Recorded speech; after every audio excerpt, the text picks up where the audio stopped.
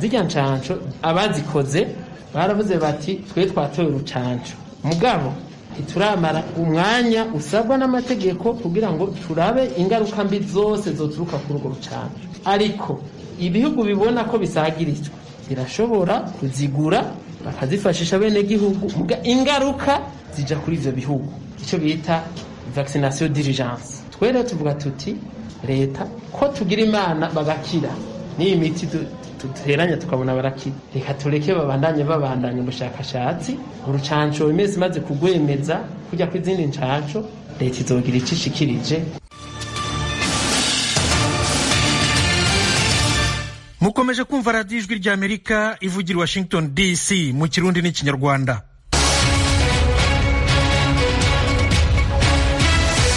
Banywanyi inshuti zacu mwiriwe neza. Radiyo ijwi ry'Amerika mu Rwanda murayumvira kuri FM 104 n'ibice bitatu na FM 88 n'ibice bitatu.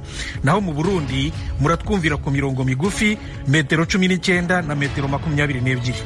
Aha mu Burundi umusirikari w'umukolonel yaraye yishe umusore wakoraga muri bar i Bujumbura.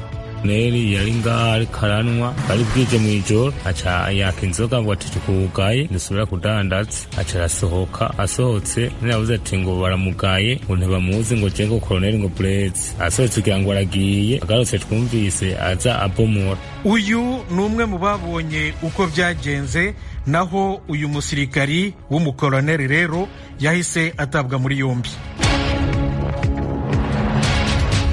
Mu Burundi kandi Minisitiri w'Ubuzima Dr Ndikumana yagiranye ikiganiro n'abanyamakuru ku cyorezo cya virusi ya corona. Mu Rwanda urubanza rwa Paul Rusesabagina rwakomeje mu rukiko rukuru. Mu byo Rusesabagina aregwa harimo igitero cy'inyabimata cyo mu 2018. Naho mu makuru yo hirya no hino ku isi, abaturage barahunga ku bwinshi intambara irimo ibera mu mujyi wa Palma muri Mozambique. Ni ingingo z'ingenzi z'amakuru twabateguriye kuri iyi saha. Mugume hafi, mu kanya gato turayarambura. Mwakoze kandi guhitamo radiyo ijwi ry'Amerika, muri kumwe na Thomas Kamirindi.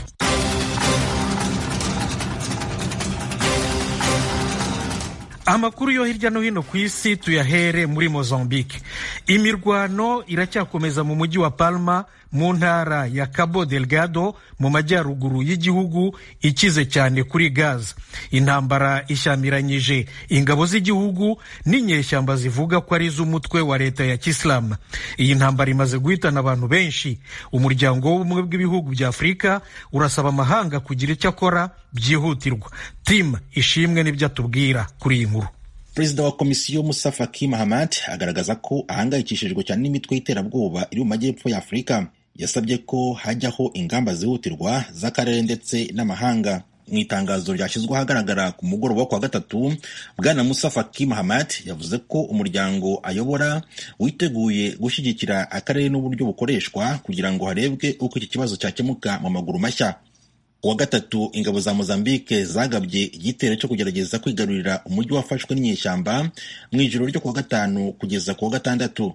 Umuryango w'ubumwe bwa Afurika uramagana ibitero by'iterabwoba mu karere ka Cabo Delgado, cyane cyane ihohoterwa riherutse kuba mu mujyi wa Palma.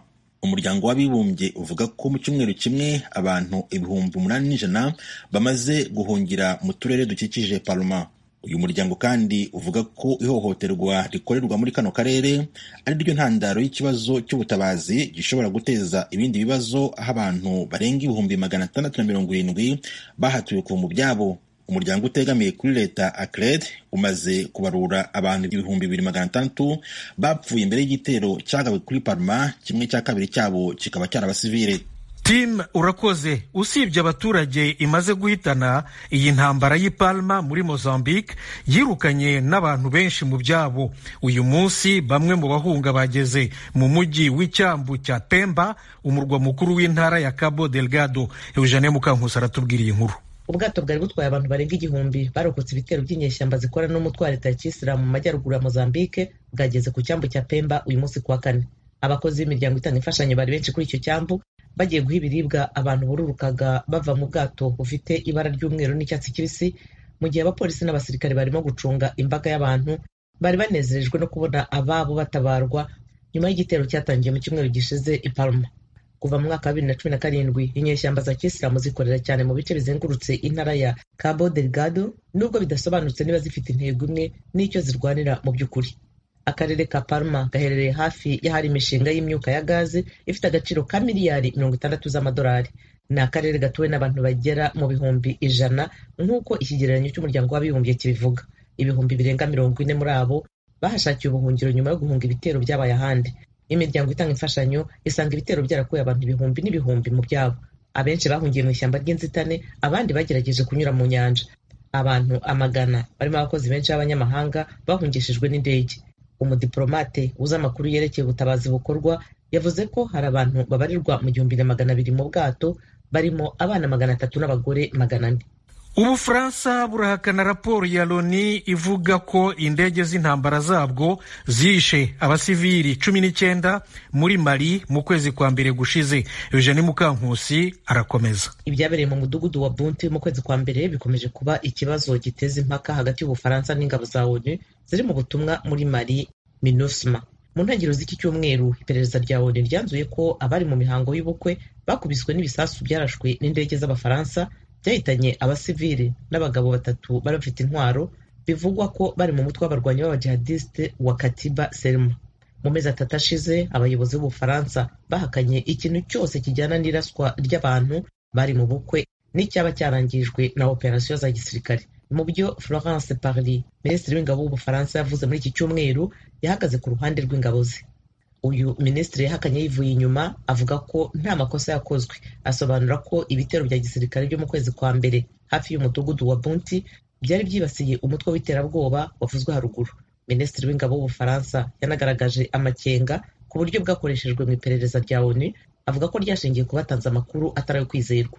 Muri video, Guillaume Ngefa, umuyobozi w'ishami rishinzwe uburenganzira bwa muntu muri ONU no kurinda diviziyo iri muri Mali, yamaze impungenge abantu, avuga ko nta makenga mu buryo bwakoreshejwe mu iperereza. Radiyo Ijwi ry'Amerika, Eugenie Mukankusi. Noneho tugiye muri Afghanistani, kimwe mu bihugu bibiri bisigaye ku isi birimo icyorezo cy'imbasa.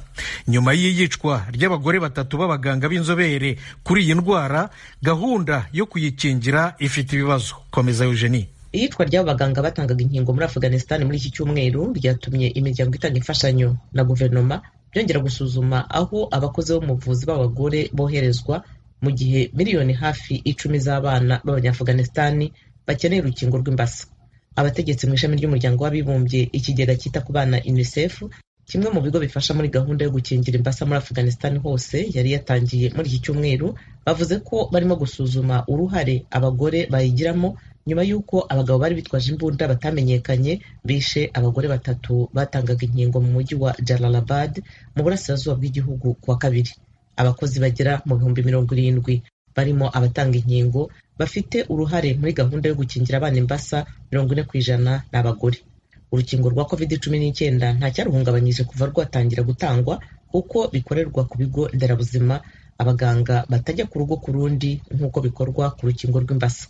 Ibi nibyo bishyira mu kaga abakozi bo mu buvuzi b'abagore nk'uko abategetsi babivuga.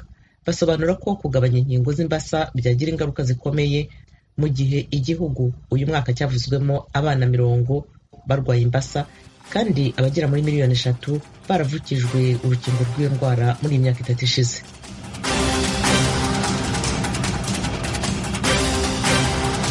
Mukomeje kumva radiyo Ijwi ry'Amerika ivugira Washington DC mu Kirundi n'Ikinyarwanda.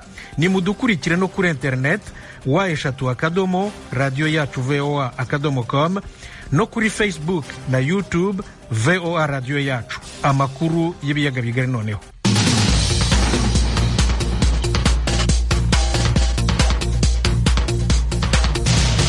Amakuru y'ibiyaga bigari tuyahere mu Rwanda. Urukiko rukuru rwicaye i Kigali uyu munsi rwakomeje urubanza rwa Paul Rusesabagina. Umushinjacyaha yagarutse ku gitero cy'inyeshyamba za FLN cyahitanye abaturage 9 i Nyabimata mu karere ka Nyaruguru mu ntara y'Amajyepfo mu 2018. Asumta Kaboyi yakurikiranye iburanisha. ku munsi wa kabiri wikurikiranyije ubushinjacyaha nibwo bwongeye kwiharira umunsi wose bwatanze ibisobanuro ku buryo Rusesabagina yagize uruhare mu icwa ry'abaturage 9 busobanura ko ibikorwa by'ubwicanyi aregwa byakozwe na FRN bikorerwa mu murenge wa Nyabimata mu karere ka Nyaruguru ndetse no mu murenge wa Kitabi mu karere ka Nyamagabe. Ubushinjacyaha bwagaragaje urutonde rw'abantu 9 baguye muri ibyo bitero. Ubushinjacyaha buvuga ko ibi bitero bikimara kugabwa wari umuvugizi wa FRN Nsabimana Callixte Sankara yagiye abyigamba ko ari we wabikoze. Nyuma y'uko ubushinjacyaha bwerekanye amashusho yumvikanamo Nsabimana Callixte Sankara wari umuvugizi wa FRN yigamba ibitero byagabwe muri Nyungwe, bwasobanuye ko ibyo bitero byakozwe hagamijwe guhatira leta gukora ibiri mu bushake bwabo. Ubushinjacyaha kandi bwavuze ko umutwe wa MRCD FRN wanigambye ibikorwa by'ubwicanyi bwakorewe muri Nyabimata. Bwasobanuye ko ubwo Rusesabagina yabazwaga n'ubugenzacyaha yavuze ko ari mu batanze amabwiriza mu bikorwa byavuyemo ibitero byagabwe mu Rwanda, kimwe n'abandi bari basangiye ubuyobozi mu muzamashyaka ya MRCD. Ku ruhande rwe ubwo Rusesabagina yaburanaga kwifatwa n'ifungwa ry'agateganyo yumvikanye yemerera urukiko ko ibi bitero yari abizi gusa ko atabatumye ibikorwa by'ubwicanyi bakoze, ndetse agaragaza ko ababajwe n'abaguye muri ibi bitero. Ubushinjacyaha bukavuga ko busanga iyi mvugo itamukuraho uburyozwacyaha ku bwicanyi bwakozwe na MRCD FRN nk'igikorwa cy'iterabwoba. Ubushinjacyaha buvuga ko kuba Rusesabagina yari umuyobozi wa MRCD FRN bihagije ngo akurikiranweho icyaha cy'ubwicanyi nk'igikorwa cy'iterabwoba. Bwagaragaje ko hari amatangazo anyuranye yagiye asinywa na Nsabimana Callixte Sankara wari umuvugizi wa FRN n'andi yasohowe na Rusesabagina ubwe. Bwanagaragaje itangazo ryo ku itariki ya 30 z'ukwezi kwa 4 2019 aho Rusesabagina Paul yahamagariye abanyarwanda n'amahanga kwirinda kujya mu gace karimo imirwano. Bushingiye kuri ibyo byose bwasabye urukiko ko rwazemeza ko icyaha cy'ubwicanyi nk'igikorwa cy'iterabwoba gihana Rusesabagina ndetse akagihanirwa. Kuri wa 4 kandi ubushinjacyaha bwanasobanuye uburyo Rusesabagina yakoze icyaha kijyanye n'itwarwa ry'umuntu ritemewe n'amategeko nk'igikorwa cy'iterabwoba. Ubushinjacyaha bwasobanuye ko mu bihe bitandukanye muri 2018 abantu batwawe muri ubwo buryo butemewe n'amategeko muri Nyabimata na Kitabi. Aha umushinjacyaha yavuze ko Rusesabagina agomba kuryozwa iki cyaha nk'uwari umuterankunga mukuru wa FRN. Yavuze ko ikimenyetso cya mbere ari raporo yakozwe n'umuyobozi w'umurenge wa Nyabimata Nsengiyumva Vincent igaragaza ibitero bitandukanye byawugabweho. Ubushinjacyaha bwagaragaje amazina y'abantu 6 batwawe bakikorezwa ibintu byasahuwe. Iyi ba inshuro ya 4 uru rubanza ruregwamo Rusesabagina rubaye uregwa ataza mu rukiko ku mpamvu yasobanuye ko nta butabera ateze. Assumpta Kaboyi, Ijwi ry'Amerika, i Kigali. Bakunzi ba radiyo Ijwi ry'Amerika mutuye mu burasirazuba bwa Repubulika ya Demokarasi ya Kongo, turabararika kujya mukurikira ibiganiro byacu ku maradiyo akurikira: Radio Communautaire de la Voix de Mikeno Ibunagana ku murongo wa FM 99.7, Radio Ngoma ya Mani yo mu mujyi wa Baraka kuri FM 88.8, Radio Baraka FM nayo mu mujyi wa Baraka ku murongo wa FM 94.4, Radio Communautaire La Verite ikorera mu mujyi wa Kiwanja kuri FM 99.0. naho ku badukurikira muri mu majyepfo ya Uganda mwakumva ibiganiro byacu kuri Radio Ijwi riyobora Voice of Muhabura ku murongo wa FM 88.9. Ni Radio Ijwi ry'Amerika iminsi yose kuva ku wa mbere kugeza ku cyumweru. Noneho tuve mu Rwanda tujye mu Burundi, aho Minisitiri w'Ubuzima Dr Ndikumana Tade yagiranye ikiganiro n'abanyamakuru ku cyorezo cya virusi ya corona. Mugenzi wacu Pierre Claver niyo nkuru uri i Kigali mu Rwanda yagikurikiranye aratubwira ibyakivugiwemo. Kubw'umushikiranganji w'amagara y'abantu mu Burundi isekeza ryo guhimiriza abantu kwirinda ikiza c'umugera wa corona n'urukingo ruruta ugw'amakungu ariko aratanga rwo kwirinda ico kiza. Dr Tade Ndikumana avuga ko leta yabanje kubangira kwakira urukingo rutangwa n'ishami mpuzamakungu ry'amagara y'abantu OMS. Inshansho zihari ntizibuza ko wandura canke wanduza, ahubwo zituma utaremba cyane. Rero twebwe turavye uko bimeze tukavura abantu hakiri kare ntibasinzikara, benshi barakira. Nubwo n'urucanco kujya kwikingira uko tubivuga, kutandura kutandukiza nabwo n'urucanco kandi rutazimvega. Ibisigaye nkuko nabivuze, zirya ncanco abazikoze baravuze bati twe twatoye urucanco mugabo ituramara umwanya usabwa n'amategeko kugira ngo turabe ingaruka mbi zose zoturuka kuri urwo rucanco. Ariko ibihugu bibona ko bisagirijwe birashobora kuzigura bakazifashisha bene gihugu, ingaruka zija kuri ivyo bihugu, ico bita vaccination d'urgence. Twere tuvuga tuti leta ko tugira imana bagakira n'iyi miti duteranya tukabona barakira, reka tureke babandanye ubushakashatsi, urucanco imezi maze kugwemeza kujya kw'izindi ncanco, leta izogira icishikirije. Mu kiganiro yahaye abamenyesha amakuru ku mugoroba wo kuri uyu wa kane ari Bujumbura, Tade Ndikumana yavuze ko atacihutirwa mu kwakira urwo rucanco ruriko ruratangwa mu bihugu vyinshi kandi abagwayi babandanya kugabanuka. Turamaze nk'indwi zibiri ruguru atabantu bari positive tubona, ngaha mu gisagara ca Bujumbura barahari. Turacafise mu gihugu cose abari ku miti bangana bagera ku 242 basanzwe bari ku muti mu gihugu cose, mugabo bataremvye. Umuntu abaye positive turamuha umuti, iyo aba ahantu hameze neza tukamusaba yuko aja kwikonfina muhira agafata imiti. Nta kamaro kujana umuntu ataremvye mu bitaro baba bari muhira. Ugize akabazo ambulance ija kumutora ikamujana ku ivuriro rimwegereye. Ivyo tubikora neza. Intambamiro dufise n'abantu bateba kuja kwipimisha, bikaze ngahi Bujumbura nico kibabaje. Iyo watevye usanga amahaha yamaze kononekara, usanga kumushiramo oxygene no kumuvura bitwara umwanya muremure. Nta muntu rero kwigunga ko leta ivuga ati genda mwipimishe ku buntu. Umuntu rero atera ikibazo n'umuntu aba ari ngaho yibaza ko atagwaye kandi agwaye. Mu Burundi ikiringo abantu bamara ahantu bugaraniwe bita quarantaine mu gusuzuma ko umuntu avuye hanze y'igihugu yoba afise umugera wa COVID-19 cagabanijwe. Quarantaine ni ndende, iminsi 7 urashobora gutakaza ibintu. Quarantaine uvuye hanze uzomara iminsi 4. Twarabonye yuko bikenewe yuko tuyigabanya, ukuvuga ko umuntu ashitse uvuye c'indege aramupima acagenda mu hotel, umunsi gira kabiri, umunsi gira gatatu agacamupima igipimo ca kabiri, musigira kane akataha guherejo. Ivyo bizofasha kugira ngo tugende tworohanirizanya. Ubushikiranganji bw'amagara y'abantu bwatangaje ivyo mu gihe haheze umwaka Uburundi bupimye umuntu wa mbere agwaye coronavirus. Ibiharuro bitangwa n'ubushikiranganji bw'amagara y'abantu vyerekana ko abantu barenga 2,800 banduye uwo mugera, harimo abarenga 50 baremvye bagwariye mu bitaro bitandukanye. 6 nibo batangajwe ko bitavye Imana bazize ikiza c'umugera wa corona. Ico bikoze ibitangazamakuru n'imbuga ngurukana bumenyi vyemeza ko abagwaye n'abitavye Imana barengabo. Gusa ubushikiranganji bumenyesha ko ayo makuru atariyo. Ku isi abarenga miliyoni 2,800 baramaze kwitaba Imana kubera ico kiza ruhonyanganda. Pierre Claver Niyonkuru, Kigali, ku bw'Ijwi ry'Amerika. Iwanyu mu ntara. Iwanyu mu ntara ni ikiganiro kibashikiriza amakuru avugwa hanini mu ntara no mu makambi y'impunzi z'Abarundi ari muri Tanzania, mu Rwanda, muri Uganda no muri Republika Iharanira Demokarasi ya Kongo. Iwanyu mu ntara nakaryo Ijwi ry'Amerika riha umunyagihugu aho aherereye ku gatumba mu ikambi kugira yagira abandi uko abayeho mu buzima bwiwe bwa minsi yose. Iwanyu mu ntara ni canyu. Tuyagire mwisanzuye kwijwi rya Amerika. Ni kuva ku wa mbere gushika ku wa gatanu kuva isaha 7 gushika isaha 7:30 z'umutaga. Iwanyu mu ntara, iwanyu mu ntara, iwanyu mu ntara.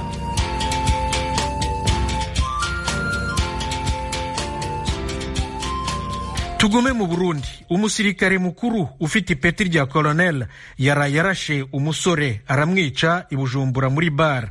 Igisirikari cyataye uyu mukolonel muri yombi. Mugenzi wacu Eloge Wirikaneza ukorera mu biro by'Ijwi ry'Amerika i Nairobi muri Kenya aratubwira uko byagenze. wishwe n'umusore yarazwi ku izina rya Lionel Nimubona akaba yakora akazi ko guharura amafaranga mu kirabo kiri muri quartier ya Kinanira ya kabiri ni muri zone Musaga commune Muha mu manuko bw'umugwa mukuru w'ubutunzi Bujumbura. Intwazangabo yihaye ibara yari ije kwaka inzoga amasaha yitereye abakozi barimwo wishwe banka kumuha icupa. Uwo mugabo ni umwe mu bakozi bahora bakorana nyakwigendera yabonye uko byose vyagenze nawe ubwiwe acitse ku icumu. Uko vyagenze imba mu koloneli yari ngari karanwa bari bwije mu ijoro aca yaka inzoga ngo atukugaye ndusubira kudandaza aca arasohoka asohotse nabuze ati ngo baramugaye ngo ntibamuzi ngo jengo koloneli ngo Blaise asohotse kugira ngo aragiye agarutse twumvise aza abomora azazaye n'inkoho ashika duhonya ngaho turyamye umutwe urashwiragira jena ciye niruka asigana uwo muhungu yarayishe n'undi muhungu nawe aramucamwo nyine ariruka uwundi nawe aca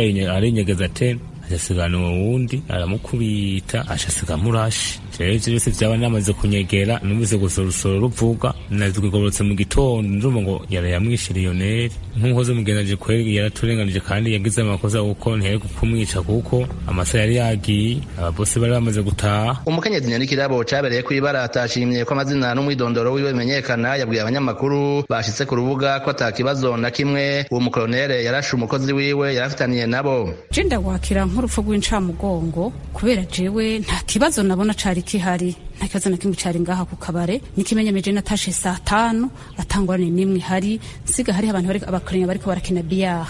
Uwo rero bavuga ko yari amashe ntiyari bwaze niho yaza mu nyuma ngo basanga bariko barakina biyah bagakinana nabo hasanze ni washaka ngo nuwo yarashe bo barakinanye hama rero ngo amusaba icupa mugira ubundi amubwira ati je ndagiye kurya amaburije ejo tufise akazi hama ngo araninjira no muri frigo aja kuyiha umuserveur rero amubwira ati none wewe kuto iyo nzoga bigenda gute ngo carayisubizayo vraiment mugabo ngo cayitana ikidaje ahitana ikidaje amubwira ati none ico kidaje gashaho kigarukane ico kidaje rero cavuye anakimena shalitera mwe barabara kirameneka ngo acabwira ati akagaye mu ngaye kunyima inzoga je tuzohura aca aragenda muhira aba hafi nko ku metero nka 200 zaho habereye ingorane aca ahitana nko Kalashnikov ntitwayibonye mugabo abantu ze baje kugira Constant nibo banywere duye zihari ne baciye tugira ko ari Kalashnikov yakoresheje aca murasa reka nta kibazo na kimwe cyari kihari vraiment nta ngorane nimwe yari ihari. Asaba ubutungane gukora akazi kabwo. Twe dusaba ko ubutungane bwokora nta muntu yo kwica umuntu gutyo umuntu mudashwanye mutavana hamwe atanaho umuntu ukaza gutyo kica umuntu vraiment birababaje cyane gose hama bagashumbusha umuryango wabuze vraiment n'umwana wabari baziye ko kazoza yarindiye kuja kwiga kaminuza birababaje ku muryango ni nkuru ica mugongo vraiment. Umuvugizi w'igisirikare cyo Burundi Colonel Floribert Biyereke yemeje aya makuru ayandi makuru y'ijwi rya Amerika ryakuye ku mugwa mukuru w'ubutunzi Bujumbura nuko intwazangabo ku muhingamo wo kuri uyu wa kane yagejejwe imbere y'umushikirizamanza kugira ngo baburanishwe mu rubanza rukibiriraho ariko rwahavuye rwungururizwa ku munsi wa mbere w'indwi za kubera yavuze ko adashobora kuburana atari kumwe n'umushingwamanza mwunganira akaba agiye kumurondera. Eroje uri kaneza ijwi rya Amerika.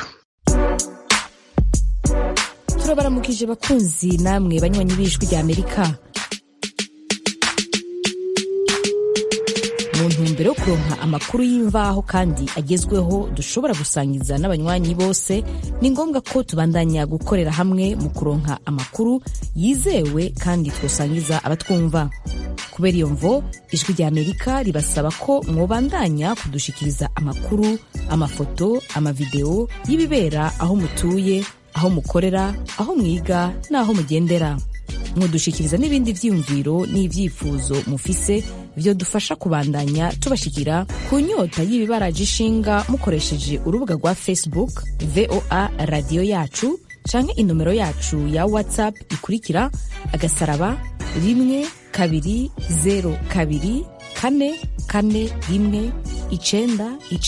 *120244193. Ijwi rya Amerika ni radio yanyu.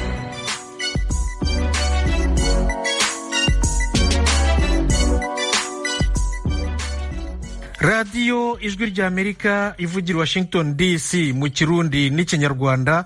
Tuve mu Burundi tujye muri Repubulika ya Demokarasi ya Kongo. Amoko 7 y'abanyekongo yo mu misozi miremire ya Fizi, Uvira na Mwenga mu ntara ya Kivu y'Epfo amaze igihe mu ntambara z'imitwe yitwaje ibirwanisho. Yaraye ashoje ibiganiro by'amahoro i Kinshasa, umurwa mukuru w'igihugu. Ayo moko arasaba leta kugira uruhare rufatika mu kugarura umutekano mu gace atuyemo, nayo asabwa kunganira leta muri icyo gikorwa. Ruberangabo Enoch, umwe mu ntumwa eshanu zari zihagarariye ubwoko bw'abanyamulenge, yabisobanuriye mugenzi wacu Edi Rwema.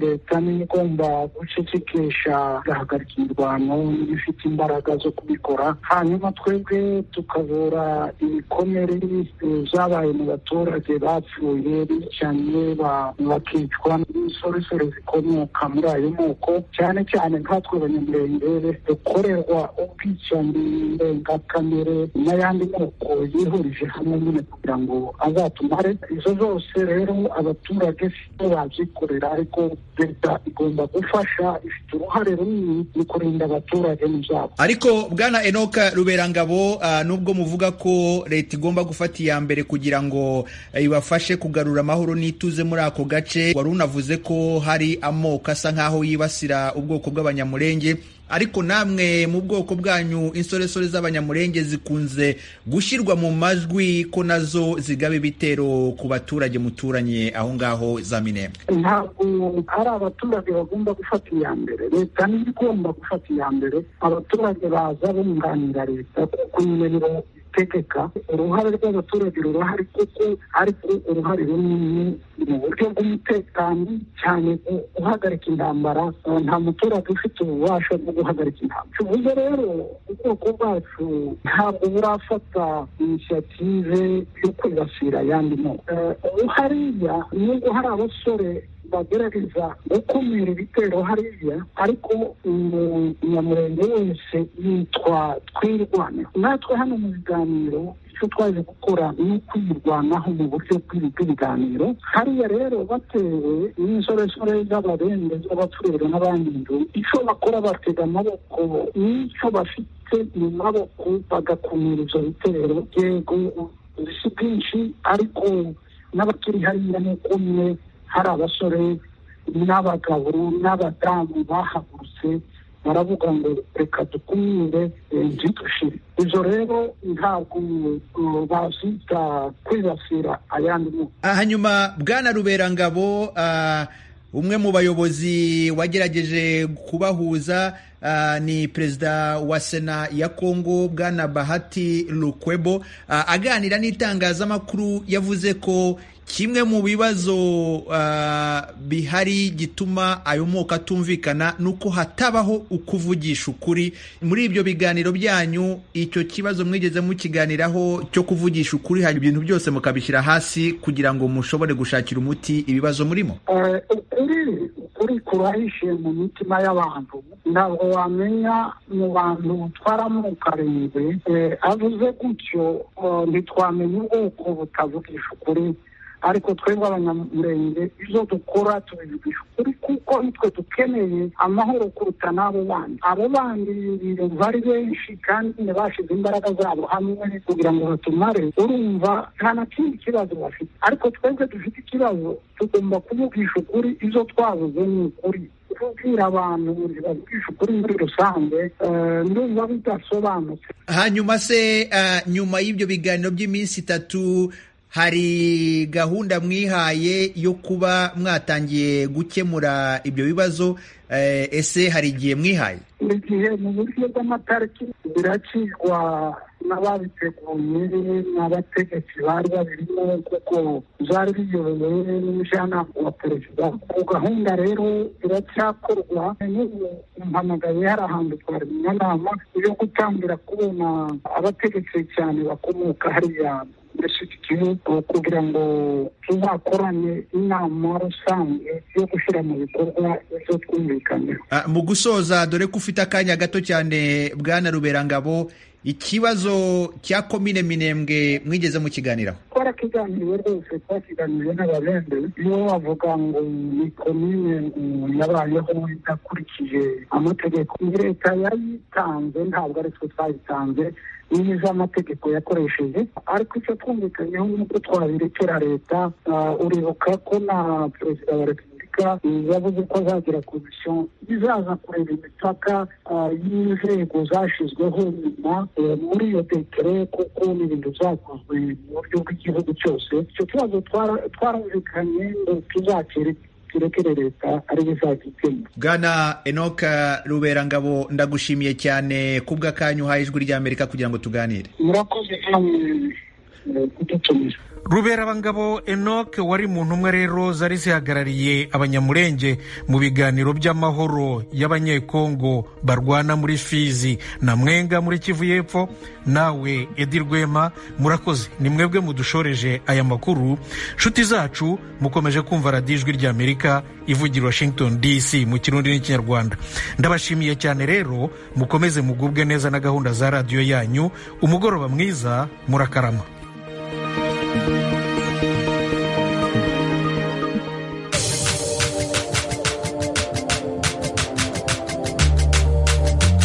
Mu munota umwe gusa uramenya amakuru y'Afurika kuri radiyo ijwi ry'Amerika buri munsi. Kurikira video y'umunota umwe ku ijwi ry'Amerika ni ku rubuga rwa Facebook rw'ijwi ry'Amerika. Adresi ni VOA Radio Yacu. Video y'umunota umwe gusa, inkuru nyamukuru kuri Afurika. Radio